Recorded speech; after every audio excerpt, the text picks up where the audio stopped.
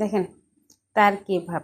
যখনই আমি কোনো নতুন কাপড় চোপড় বানাইতে যাব, উনি খুব আরামসে এসে, আমি যখন বিছাই কাপড়টা তখন এসে আরামসে উনি এখানে এসে ঘুমাই যাবে। মানে ওনার নতুন কাপড়ের মধ্যে ঘুমাইতে ওনার এত বেশি আরাম লাগে। এখন ওনাকে মাইরও জাগানো যাবে না। এই উঠেন, আমি জামা সেলাই করবো, উঠেন।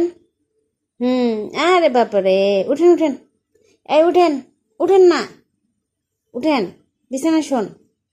এই এই রাজকুমার, রাজকুমার উঠেন।